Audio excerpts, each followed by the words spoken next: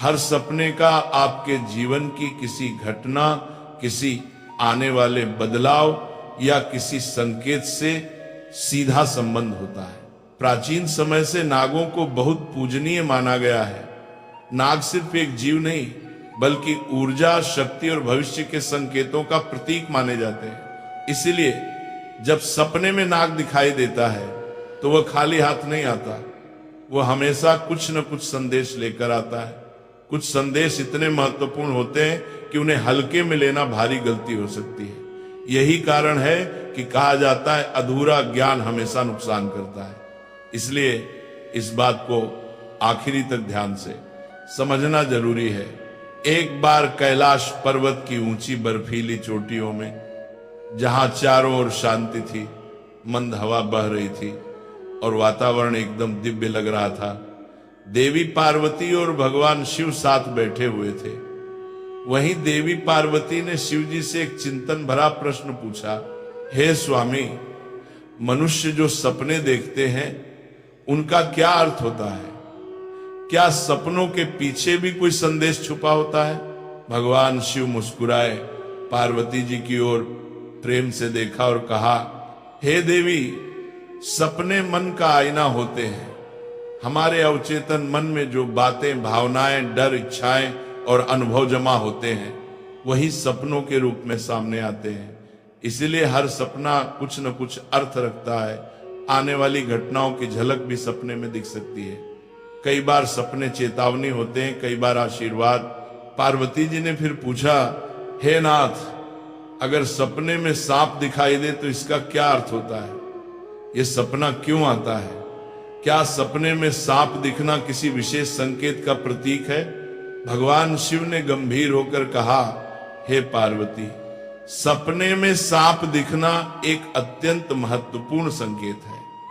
यह आने वाले समय के रहस्य को खोलने वाला सपना होता है। इसे समझाने से पहले मैं तुम्हें एक पुरानी कथा सुनाता हूं। इस कथा से तुम्हें पता चलेगा कि क्यों कुछ लोग बार बार सपने में सांप देखते हैं और यह सपना उनके भाग्य में क्या बदलाव लाता है। जो इस कथा को ध्यान से सुनता है उसका भ्रम दूर हो जाता है, कष्ट मिट जाते हैं और कई बार आने वाले संकट भी टल जाते हैं। पार्वती जी बोली, हे स्वामी, मैं ये कथा पूरी श्रद्धा से सुनूंगी, कृपया मुझे बताइए। शिवजी ने कहानी शुरू की। बहुत पुराने समय में देवदत्त नाम का एक महान राजा था। वह सिर्फ बलवान ही नहीं था, बल्कि धर्म को मानने वाला, सच्चाई पर चलने वाला और अपनी प्रजा के लिए पिता समान था। उसका राज्य बहुत बड़ा था, उसकी भूमि उपजाऊ थी और उसके राज्य में खुशहाली थी। उसकी प्रजा उसे प्यार करती थी और उसका नाम सम्मान के साथ लेती थी। राजा देवदत्त का आचरण निष्पक्ष, सहृदय और करुणामय था। वे अपनी प्रजा की समस्याओं को ध्यानपूर्वक सुनते और उनका समाधान करने का प्रयास करते थे। वे नियमित रूप से यज्ञ और धार्मिक अनुष्ठान करते थे और वे भगवान शिव के परम भक्त थे। राजा देवदत्त की रानी का नाम सुभद्रा था। सुभद्रा अत्यंत सौम्य, बुद्धिमान और राजा की हर स्थिति में साथ देने वाली थी। राजा और रानी की कोई संतान नहीं थी, जिससे वे कभी कभी चिंतित रहते थे। फिर एक रात राजा देवदत्त ने एक बहुत ही विचित्र सपना देखा कि एक मरा हुआ सांप उनके पैरों के पास पड़ा हुआ है। महाराज इस सपने को देखकर बहुत ही भयभीत हो गए। जागने के बाद उन्होंने यह सपना रानी सुभद्रा को बताया। राजा देवदत्त ने चिंतित होकर रानी से पूछा, हे प्रिय, मैंने सपने में एक मरा हुआ सांप देखा है, इसका क्या अर्थ हो सकता है? रानी सुभद्रा ने राजा को दिलासा देते हुए कहा, हे स्वामी, सपने हमेशा किसी न किसी संदेश का प्रतीक होते हैं, किंतु सपनों का अर्थ जानने के लिए हमें किसी विद्वान ऋषि की सहायता लेनी चाहिए। तब महाराज अपने मंत्रियों को बुलाते हैं और कहते हैं, हे मंत्रियों, आज मैंने बड़ा ही विचित्र सपना देखा है। मैंने सपने में एक मरे हुए सांप देखा जो मेरे पैर के पास पड़ा था। इस सपने का क्या अर्थ हो सकता है? तुम सब जाकर पता करो। तब सभी मंत्रीगण जाते हैं और नगर में निवास करने वाले अनेक ऋषि मुनियों से पूछते हैं, लेकिन कोई भी उन्हें इस सपने का अर्थ बता नहीं पाया। तो वह लौटकर आ गए और महाराज से कहने लगे, हे महाराज, हमारे राज्य में ऐसा कोई नहीं है जो आपके सपने का अर्थ समझा सके। फिर अन्य मंत्री महाराज के पास आता है और कहता है, हे महाराज, हमारे राज्य के पास स्थित जंगल में मुनि आस्तिक निवास करते हैं, जिन्होंने स्तर पर नाशक यज्ञ से समस्त नागों की रक्षा की थी, इसीलिए उन्हें नागों का रक्षक माना जाता है। हमें उन्हीं के पास जाना चाहिए, वे ही आपको आपके सपनों का अर्थ समझा सकते हैं। फिर महाराज देवदत्त ने आस्तिक मुनि के आश्रम पर जाने का निर्णय लिया। तब महाराज अपने सिपाहियों के साथ रथ में बैठकर आस्तिक मुनि के आश्रम पर जाते हैं। तब आस्तिक मुनि महाराज का स्वागत करते हुए पूछते हैं, हे राजन, मेरे आश्रम में आपका स्वागत है। कहो, आपकी क्या समस्या है? किस कारण से आपका हमारे आश्रम में आगमन हुआ है? तब महाराज देवदत्त कहते हैं, हे मुनिवर, मैं आपके पास एक सहायता मांगने के लिए आया हूँ। मैंने नागों का एक विचित्र स्वप्न देखा है, उसी का अर्थ जानने के लिए आपके पास आया हूँ। आस्तिक मुनि कहते हैं, हे राजन, आपने सर्पों के विषय में जो भी स्वप्न देखा है उसे निसंकोच होकर कहें। सपने में सांप देखने पर इसका कोई न कोई अर्थ अवश्य होता है। ये जो स्वप्न आपने देखा है उसे विस्तार से बताएं। महाराज देवदत्त आस्तिक मुनि से कहते हैं, हे मुनिवर, कल रात मैंने एक विचित्र स्वप्न देखा।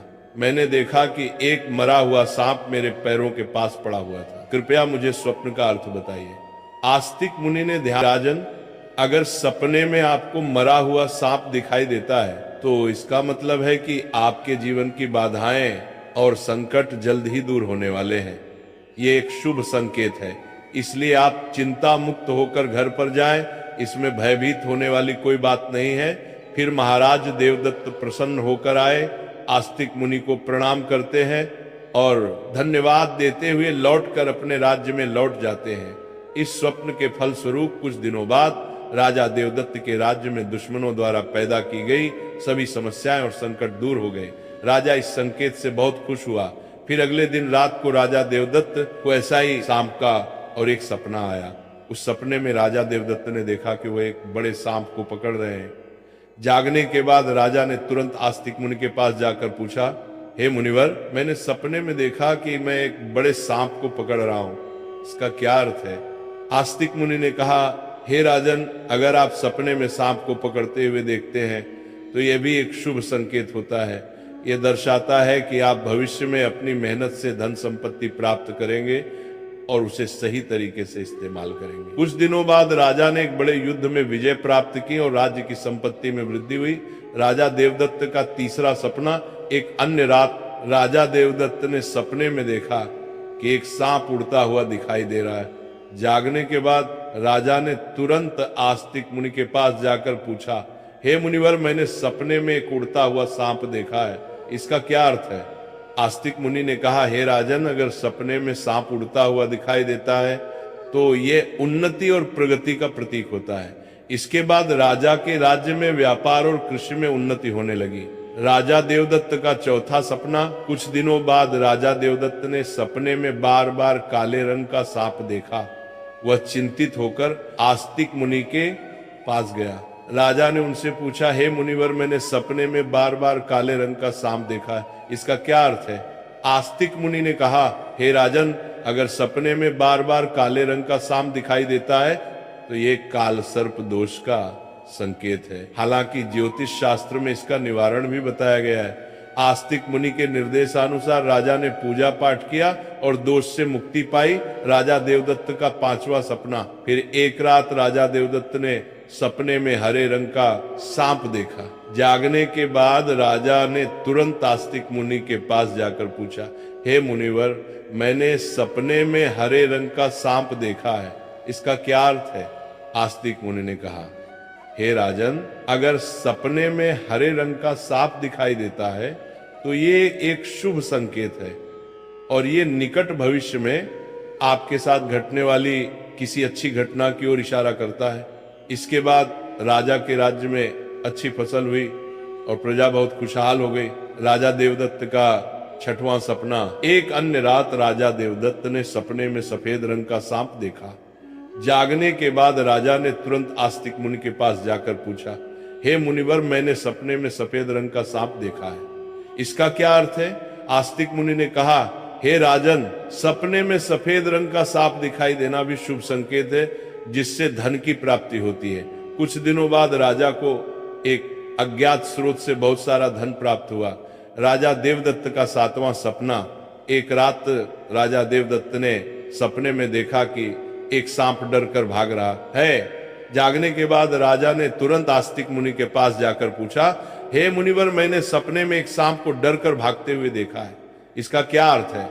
आस्तिक मुनि ने कहा, हे राजन, अगर सपने में सांप को किसी से डर कर भागते हुए देखते हैं तो ये एक अशुभ संकेत है और ये दर्शाता है कि आपको आपके शत्रुओं से धोखा हो सकता है। कुछ दिनों बाद राजा के करीबी मंत्री ने उन्हें धोखा दिया, लेकिन राजा समय रहते सतर्क हो गए और उन्होंने उस मंत्री को कैद कर लिया और दंड दिया। राजा देवदत्त का 8वां सपना। एक अन्य रात राजा देवदत्त ने सपने में देखा कि एक सांप उन्हें काट रहा है। जागने के बाद राजा ने तुरंत आस्तिक मुनि के पास जाकर पूछा, हे मुनिवर, मैंने सपने में देखा कि एक सांप मुझे काट रहा है, क्या अर्थ है इसका? आस्तिक मुनि ने कहा, हे राजन, अगर सपने में सांप आपको काटता है या आपका पीछा करता है तो ये किसी अशुभ घटना की सूचना होती है। कुछ दिनों बाद राजा को गंभीर बीमारी ने घेर लिया, लेकिन वे मुनि के आशीर्वाद से ठीक हो गए। राजा देवदत्त का 9वां सपना। एक रात राजा देवदत्त ने सपने में नाग-नागिन का जोड़ा देखा। जागने के बाद राजा ने तुरंत आस्तिक मुनि के पास जाकर पूछा, हे मुनिवर, मैंने सपने में नाग-नागिन का जोड़ा देखा है, इसका क्या अर्थ है? आस्तिक मुनि ने कहा, हे राजन, अगर सपने में नाग-नागिन का जोड़ा दिखाई देता है तो ये संकेत है कि आपके पूर्वज आपको सूचना दे। मुनि के निर्देशानुसार कुलदेवी देवता की उपासना की, जिससे उनके राज्य में सुख शांति बनी रही। राजा देवदत्त का 10वां सपना। एक रात राजा देवदत्त ने सपने में सांप के बच्चे देखे जो उनके सिंहासन पर बैठे हुए थे। जागने के बाद राजा ने तुरंत आस्तिक मुनि के पास जाकर पूछा, हे मुनिवर, मैंने सपने में देखा कि सांप के बच्चे मेरे सिंहासन पर बैठे हुए हैं, इसका क्या अर्थ है?